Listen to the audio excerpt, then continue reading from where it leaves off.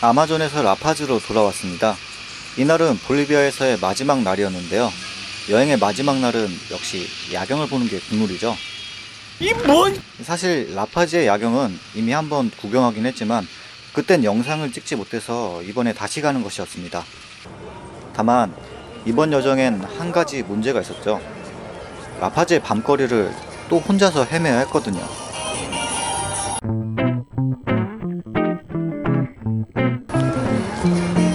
남여행에서 치안 문제는 누구나 한 번씩 걱정하는 주제이지만 저 같은 경우는 특히 더 심했습니다. 영상을 촬영하기 위해 머리에 액션캠을 매달아야 했거든요. 모양새가 모양새이니만큼 사람들의 눈길을 쉽게 끌 수밖에 없고 괜히 훔칠 것 많은 관광객이라고 광고나 하는 모양새가 되니까요. 그나마 다행인 점은 행색이 거지 같았던 점이랄까요. 소매치기 당할 만한 먹잇감은 아니었나 봅니다.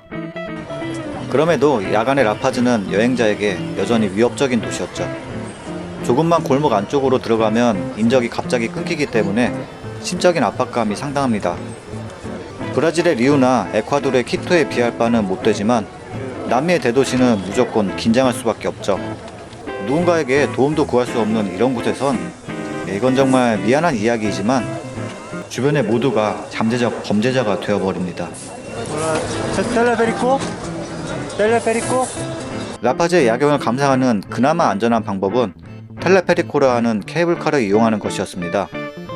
현재는 10개 노선까지 완공되었으나 15년 당시에는 빨강, 노랑, 초록 노선만 운행 중이었고 가장 높은 곳에 위치한 이쪽 미라도르 정거장에서 아래로 내려가는 식으로 야경을 감상했습니다.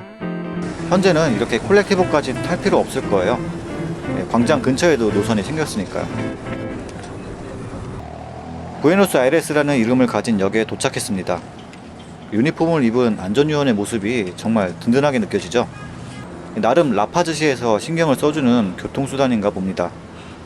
텔레페리코는 라파즈의 교통난 해소를 목적으로 만든 우리네 지하철 같은 케이블카입니다. 요금은 당시 3볼리비아노로 1.5볼에서 2볼 정도 하는 콜렉티브에 비해 살짝 비싼 편이었죠. 우리나라로 치면 빨간색 광역버스 요금 같은 느낌이었는데요.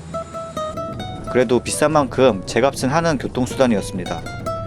나름 괜찮은 속도로 가파른 산비탈을 스무스하게 올라갑니다. 러시아어 때 수많은 승객들을 어떻게 감당할진 모르겠지만 일단 케이블카가 계속 들어올 테니까요. 그것보다 제 생각에는 텔레페리코의 진정한 가치는 교통수단보다는 랜드마크인 것 같습니다. 이 케이블카는 라파즈의 전경을 보여주는데 정말 최적화되어 있기 때문이죠. 라파즈는 분지형 구조 탓에 도시의 고저차가 400m가량은 차이가 납니다. 가장 높은 이곳 미라도르 정거장에서 라파즈를 내려다보면 롯데월드 타워에서 야경을 보는 것만큼 탁 트인 시야를 경험할 수 있습니다. 거기다 롯데월드의 야경은 움직이지도 않지만 케이블카는 움직이잖아요. 야경 그 자체도 매우 아름다운데 선진국 야경 특유의 화려한 느낌은 아니지만 낮은 건물들과 가로등의 노란 불빛들이 분지를 따라 끝도 없이 펼쳐져 있습니다. 이게 어느 정도 펼쳐져 있냐면요, 한번 이걸 볼까요? 이 영상은 6000m급 봉우리 와이나 포토시에서 바라본 라파즈입니다. 그리고 저기 카페트처럼 펼쳐진 황금빛이 모두 라파즈의 야경이었죠. 정말 광활한 야경이었습니다. 라파즈에선 마천루라고 할 만한 것은 없습니다. 대신 이곳의 야경은 마치 별들을 품고 있는 하늘 그 자체였죠. 그리고 케이블카는 그 별들 사이를 항해하는 우주선이었고요. 솔직히 몇 번이고 더 왔다 갔다 하면서 이걸 타보고 싶을 정도였습니다. 다만 밤이 깊어질수록 제 안전도 보장할 수 없기 때문에 어쩔 수 없이 한번 경험하는 것으로 만족하기로 했습니다.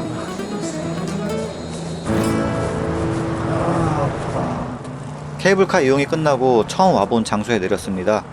숙소 근처 광장으로 가는 콜렉티브를 찾아야 하는데요. 일단은 콜렉티브가 다닐만한 대로변부터 찾기로 했습니다. 근데 이분과 눈이 마주쳤는데 갑자기 인사를 건네줍니다. 아까 케이블카를 함께 탔던 현지인인데 도대체 의미가 뭘까요? 얼떨결에 인사를 받았지만 긴장할 수밖에 없었습니다. 저 사람이 어떤 사람인지 전 알 방도가 없기 때문에 최악의 상황도 생각을 해야 하는 것이죠. 뭔가 싸늘합니다. 뒤에서 시선이 날아와 꽂히죠. 하지만 걱정하지 말자고요. 이럴 때일수록 오히려 더 당당하게 걸어야 합니다. 마치 이곳에서 오래 살아온 사람인 듯 자연스럽게. 아닌데? You want to go to the main street? It's from here. 아, 오케이. You can go from here or from the other side, which depends on you. Calacoto's over there. 아, 오케이. That's the main street. 야, muchas gracias. De nada. 아까 인사를 나눈 그분이 오셔서 길을 알려주셨습니다. 딱 봐도 제가 길을 헤매이는 게 걱정되셨는지 굳이 찾아와 주신 겁니다. 괜히 의심을 했던 게 죄송스럽더라고요. 뜻밖의 현지인의 호의 덕분에 콜렉티브를 쉽게 찾을 수 있었습니다. 잠재적 범죄자의 정체는 알고 보니 친절하고 마음씨 좋은 볼리비아 주민이었던 것이죠. 그리고 사실 이런 경험은 남미 여행을 하는 내내 겪는 것이었습니다. 남미 여행의 초기엔 이곳에서 만나는 모든 사람들을 경계할 수밖에 없습니다. 제가 남미를 여행하면서 맨 처음으로 찍었던 사진은 이런 예쁜 사진이 아니라 보고타 공항에서 이용했던 심야 택시의 면허증이었습니다. 행여 범죄를 당했을 경우를 대비해 찍어둔 것인데 뭐 부질없죠. 정말 범죄를 당했다면 휴대폰까지 뺏겼을 테니까요. 어떻게 보면 전 남미에서 다시 어린아이가 되었다고도 볼 수 있습니다. 어렸을 적 부모님은 모르는 사람이 말을 걸면 절대로 따라가지 말라고 말씀하셨습니다. 그리고 전 그 말씀을 27살이 먹어서도 고지곧대로 따르고 있었고요. 그랬던 어린애가 하나 둘 더 많은 사람들을 겪게 됩니다.